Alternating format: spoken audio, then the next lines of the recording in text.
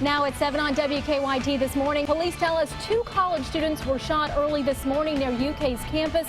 We're at the scene tracking the investigation. In Madison County, police arrested a mother after they say they found her 3 children in horrible living conditions. What police said they saw inside ahead. And a lawsuit against Governor Bevin over the budget cuts to colleges could come next week. That's ahead on WKYT this morning.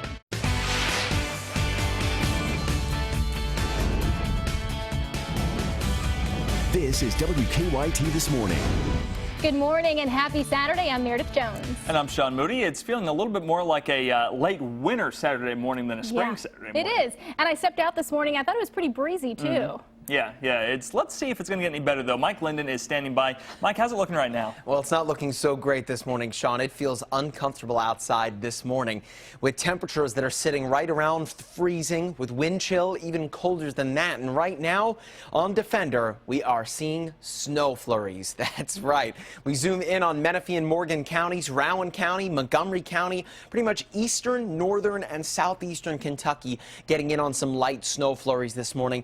It's been too quote-unquote warm to see any kind of major accumulations, but you certainly could be coming outside this morning to see a light coating on the grass early this morning. We look at southeastern Kentucky, Breathitt County, Magoffin counties also seeing the light snow flurries this morning. It's wild that we're even talking about this here on April 9th. A freeze warning also in effect until 10 o'clock this morning, and that seemingly means that temperatures at the surface are going to remain quite cold through your morning hours here. So we are truly in a search for spring. It has not felt like it at all the past several days, but coming up, I'll take you hour by hour and show you how conditions will greatly improve into your Sunday and whether or not we could make a run at the 70s in the coming days. That's all coming up in about 10 minutes. All right, Mike, thank you. We are tracking a developing story out of Lexington this morning. Police tell us that 2 college students were shot early this morning near UK. Yeah, the shooting happened around 2:30 this morning in the 500 block of Woodland Avenue. Now, that's near UK South Campus. WKYT's Mike Byer is live at the scene this morning. Mike, what's the latest on the investigation? Lexington police are still on scene here at the Woodland Studio Apartments where a deadly shooting has happened overnight. According to the Fayette County coroner, one of the 2 college students shot here at the apartments has passed away. Now, we're told the shooting happened just after 2 a.m. this morning in the apartments which sit along the 500 block of Woodland Avenue. According to the Fayette County coroner, 28-year-old James Gordon has died from his injuries at UK Hospital. Lexington police tell us Gordon was shot in the neck. We're told the other man, also in his 20s, was shot in the shoulder and has non-life-threatening injuries. We're told UK police were on scene last night as well and went with the 2 men to the hospital. UK sent out an urgent alert just after 2:30 this morning. Now, police say they are talking to a witness who was at the scene when the shooting happened. They're also talking with the young man who was shot in the shoulder. Police say they have a canine out tracking a suspect. They tell us they're looking for a man wearing a yellow jacket. They say he's about 5'11" with a heavy build. Meanwhile, police are still trying to figure out what led up to the shooting. A shooting that happened just steps away from UK's campus and one that has turned into Lexington's latest homicide. Live in Lexington, I'm Mike Byer, WKYT. All right, thank you, Mike. Police arrested a Richland mother after they say they found her 3 children in horrible living conditions. Richmond police charged 27-year-old Emmy Bennett with criminal abuse. They also say she appeared to be intoxicated when they showed up at her home to check on the kids Thursday night. Richmond police said they went into Bennett's home. They found 2 children sleeping on a mat in a bedroom and another in a locked room. Police also said the inside of that home was covered in trash and smelled of raw sewage. Bennett was released from jail yesterday on bond, and police said social services made arrangements for those children. The FBI says they're working to put an end to corruption in Kentucky. Earlier this week, a Kentucky attorney, Eric C. Kahn, a retired judge, and a psychologist were arrested. Now, all 3 are charged with defrauding the government out of $600 million worth of disability benefits. Thursday, a federal judge delayed a ruling in Kahn's detention hearing. The FBI says cracking down on cases like Khan's is their #1 criminal priority. A lawsuit against Governor Matt Bevin over the budget cuts to colleges could come next week. A spokesperson for State Attorney General Andy Beshear says he will not file a lawsuit against the governor before Monday. Last week, Governor Bevin ordered a 4.5% budget cut at all colleges and universities, and Beshear said that Bevin's action is illegal. A former Wildcat is planning ahead for Mother's Day, where he's got something special in the works for single moms. That's right. Zadarius Smith is a former Kentucky football player and now plays for the Baltimore Ravens. Smith says he was raised by a single mom and knows how hard it can be. So Smith is going to give away a gift basket, autographed jersey, $500, and he's paying 2 bills for the month. Smith says his mom is helping him go through the nominations. Now, to find out how to nominate a deserving single mom, head on over to our website, WKYT.com. Very cool to see them giving back even after they've left the university. That should be exciting. I mean, there's a lot of single mothers out there, and they're hardworking, and they deserve to be treated with something special. Absolutely. It's 7:05 now on your Saturday morning, and there's still plenty more ahead here on WKYT this morning. Across the country, body cameras for police are becoming a standard issue. We'll take a look at how Lexington is meeting that standard ahead on WKYT this morning. And on some days, there's nothing better than a good cup of coffee. But what if you could have your coffee and play with puppies? We'll just try to contain ourselves until after Mike's forecast. No, you'll certainly need something warm to keep you warm this morning, because we are tracking not only snow flurries this morning, but some cold temperatures. Coming up, I'll break down whether or not we can break free of this odd winter pattern. Now, your hour-by-hour forecast with Mike Linden. While it is officially the spring, it doesn't feel like it in the slightest. If you were outside at all yesterday, you're probably thinking that you were outside in January rather than in April. But it is April. It's April 9th, and we're seeing something on Defender that we typically don't expect to see very much of here in early April. Snow flurries. That's right. If we zoom in on right now Menifee and Morgan counties, we are tracking some light flurries pushing eastward towards spots like Magoffin County and toward Johnson counties this morning. Montgomery County also seeing some very light flurries early on. Rowan County as well. If you have any pictures of the flurries or any videos, please send them to me on Twitter, Mike Linden WX, or send them to us in an email, news@WKYT.com. Regardless of the snow, it is cold at the surface. A freeze warning in effect early on until 10 o'clock, as temperatures are expected to sit at or below freezing, let alone what the wind chill is this morning, which is even colder than that. We look at where the winds are coming from. There you can see the north and northwest getting pulled in from Canada. Cold air that is really settling deep into the United States, which is odd this time of year to say the least. And those winds pooling in that air from the north and northwest only going to emphasize the fact that temperatures are this morning at freezing. The lower 30s across the board. Richmond and Madison County, one of the coldest spots out there, along with Breathitt County at 30 degrees. But you tack on the winds, which, mind you, are light this morning, about 10 to 15 miles per hour. Look at the impact it has on your temperatures, making it feel a lot colder, especially for spots like Madison County, feeling more like 20 degrees. Or how about northern Kentucky this morning?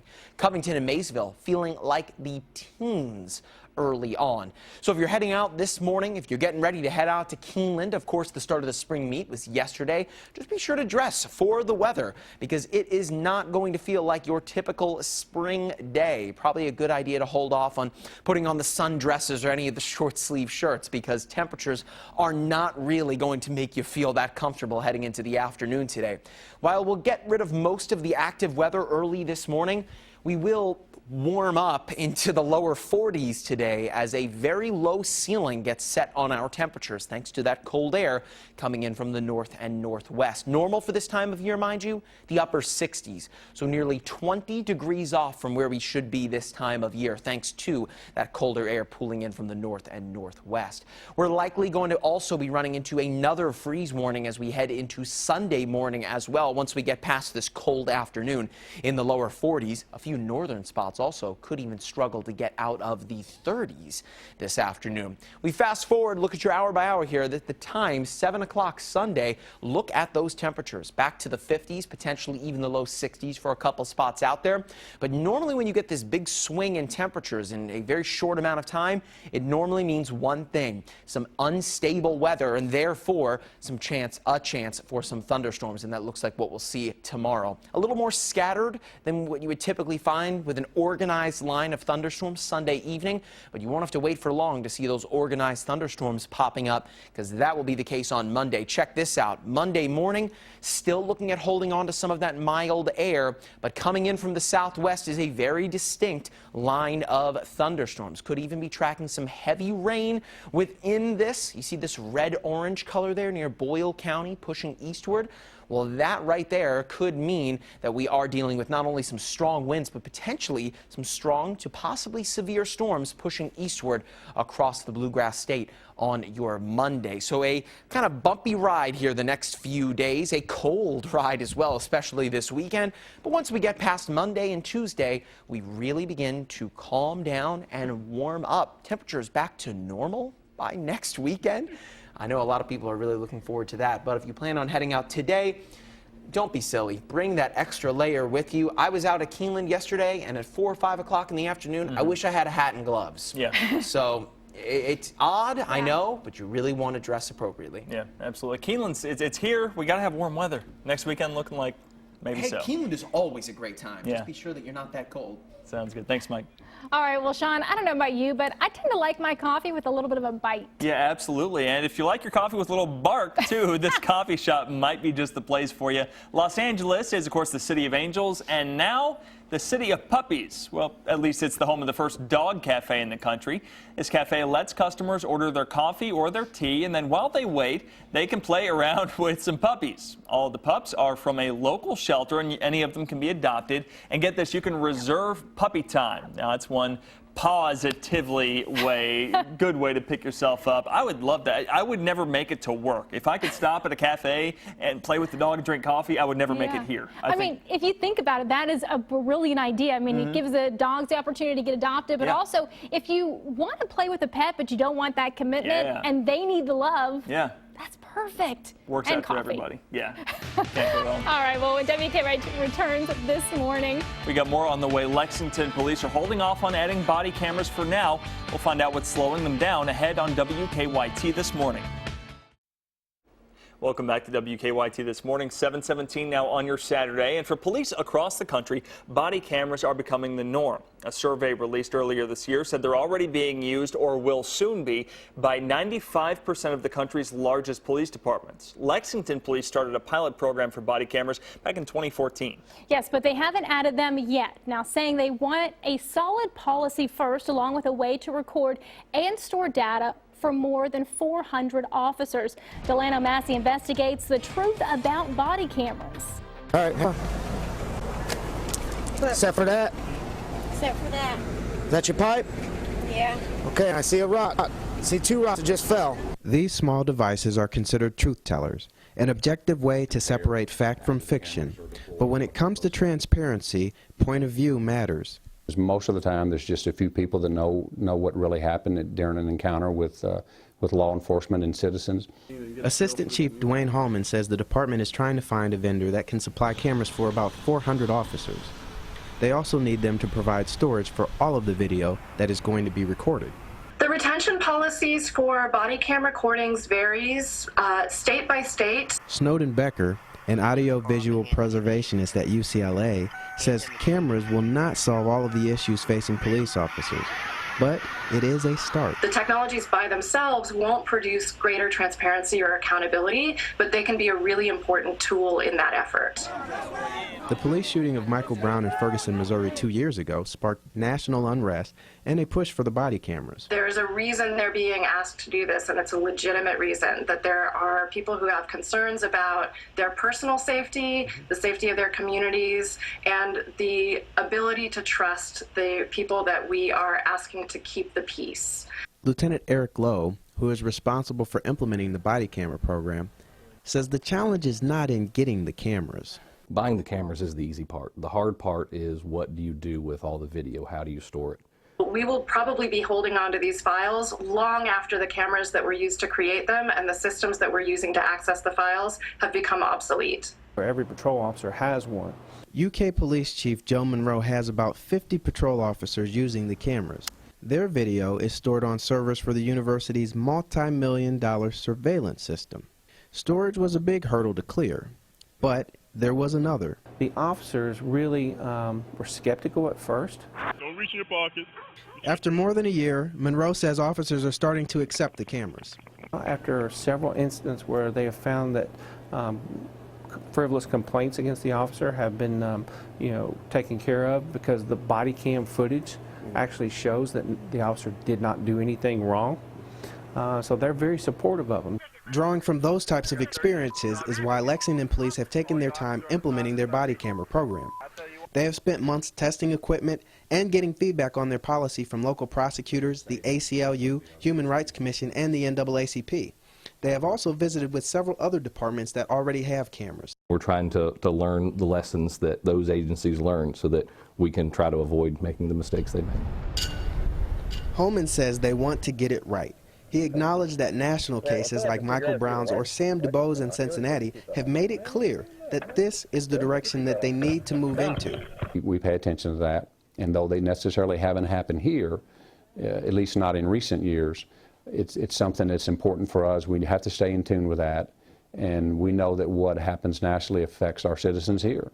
The technology isn't perfect, but it is what we have, and Becker says paying attention to the past is a good way to make improvements for the future. What those recordings have given us the opportunity to do is look at how policing is done and verify that there are problems with that. And it's made it possible for police to improve their practice from within, but it's also made it possible for us to argue that there is a need for change. Delano Massey, WKYT. All right, 7:21 now on your Saturday morning, and there's still more to come. That's right. Sports is up next. Tyler Eulis brings home more hardware Friday night, and it's a big one. That's next in sports. We are seeing some active weather this morning, something you wouldn't normally expect to find here in early April. Some snow flurries, but will they stick around? I'll show you coming up.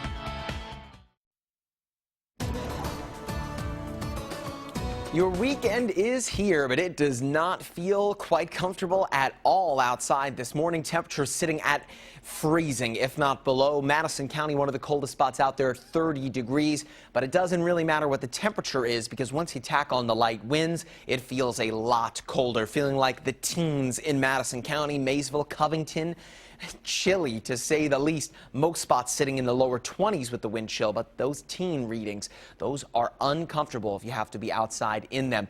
We're also seeing some snow flurries this morning along eastern and northern Kentucky. Right now, Menifee and Morgan counties continuing to see some flurries, enough to make a light coating on the ground for those spots. Salyersville and Magoffin County also seeing the flurries early on. We are still under a freeze warning and will be until 10 a.m. this morning, as temperatures will continue to stay at or below freezing until that point. As far as temperatures into the afternoon go, while we'll get rid of the snow flurries early this morning, you could potentially see some flurries into the early afternoon, but the cold temperatures are really going to put a low ceiling on our temperatures, right around the lower 40s for your daytime highs out there. So be sure to grab an extra layer before heading out, especially if you're heading to Keeneland. While Keeneland is always a good time, you want to be comfortable. The lower 40s today. A little bit warmer for you tomorrow in the lower 60s. Lee K. Howard is back in next with some big news about one particular Kentucky Wildcat.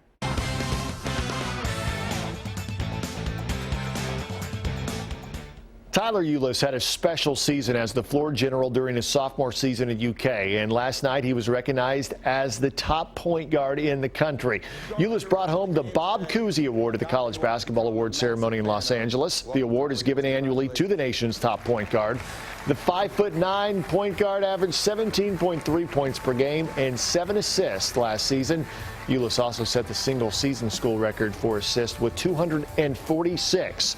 Eulis was also one of 3 finalists for the John R. Wooden Award. With last year, we had so many veteran guys, so many pros on the team. I didn't have to do as much, but this year we had a lot of freshmen coming in, and I felt like my role was to lead this team, and, I try to do the best I can. Also last night, former Kentucky head coach Tubby Smith took home the Wooden Legends of Coaching Award.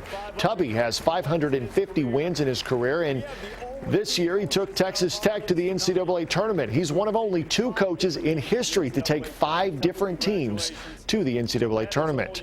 Well, former Morehead State and Southern Miss and Tennessee coach Donnie Tyndall has been hit with a 10-year show cause penalty, that according to CBS Sports. The NCAA yesterday saying Tyndall acted unethically and failed to promote an atmosphere for compliance. The NCAA saying that Tyndall directed members of his staff to complete fraudulent coursework for 7 prospects so that they could immediately become eligible.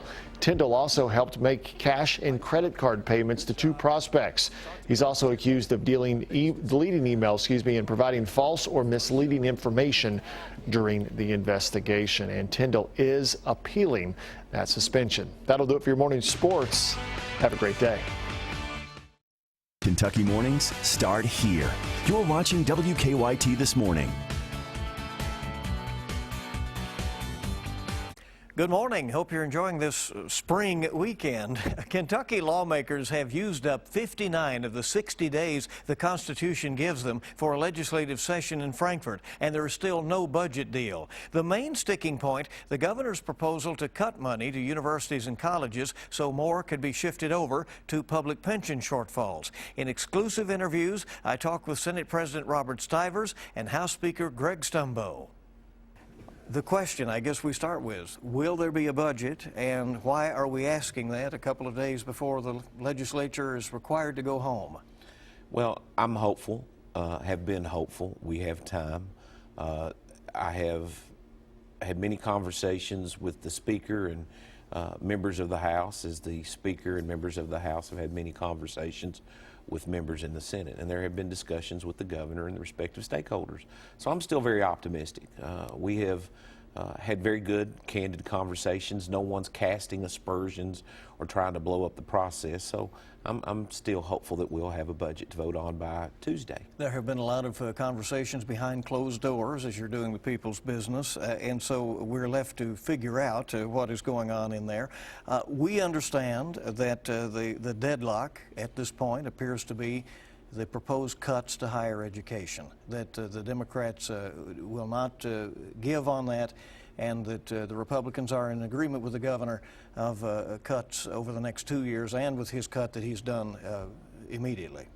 Well, and I think people need to understand where we are in a historical perspective, and as we talked about this earlier, this has been something that has been brewing for many, many years, and that's the unfunded liability of the pension system.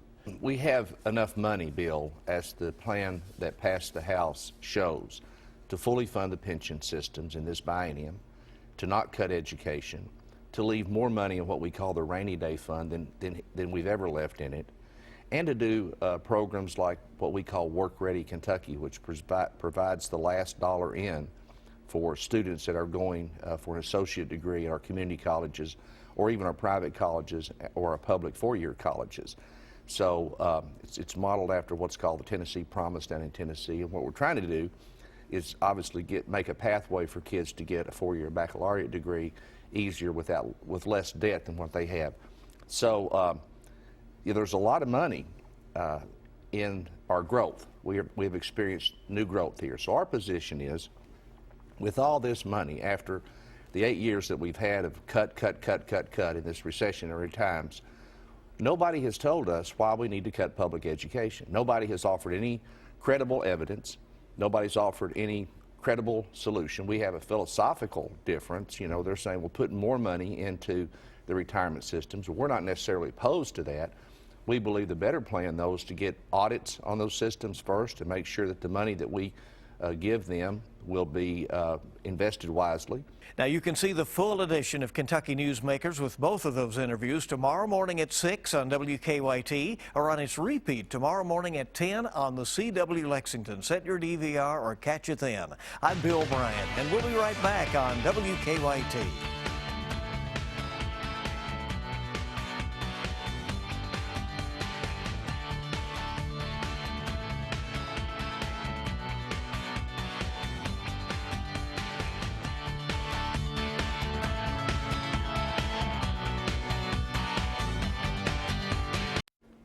Welcome back to WKYT this morning. It's 7:55 on your Saturday morning. Well, hockey may not reign supreme here in the Bluegrass, but I think we can all appreciate some of the miraculous moments in the sport. Yeah, here is one of them. Check this out. At a Solar Bears game, I love that name, in Orlando, Nick Giovanelli managed to land a puck into a tiny, look at that, tiny slot in the net, threading the needle. He made that shot from about 115 feet away from the goal during intermission at the game. Oh, and he earned a $100,000 check. Amazing. Not too shabby. Yeah, it's unbelievable. Here's what's coming up next on CBS This Morning, Saturday. Belgian authorities arrested 5 men suspected of links to last month's bombings in Brussels on Friday, including the last remaining identified fugitive and the November 13th Paris attacks. High school seniors have just 3 short weeks left before the May 1st college admissions deadline. It's become a high-stakes, stressful process that some colleges and universities are trying to innovate new ideas to shake up the admissions race. That's just ahead on CBS This Morning. And you want to talk about shaking things up. We really need the weather to get out of this pattern and shake things up a little bit, because it doesn't feel nor look like spring at all. Today, more of the same. Of course, it's opening weekend for Keeneland, and while Keeneland is always a great time, just be sure that you're dressed appropriately. Ladies, you might want to leave the dresses at home. It's just going to be too cold for that. The lower 40s for highs today, and once we get into Sunday morning as well, another cold start to the day with temperatures sub-freezing, so likely another freeze warning for our Sunday.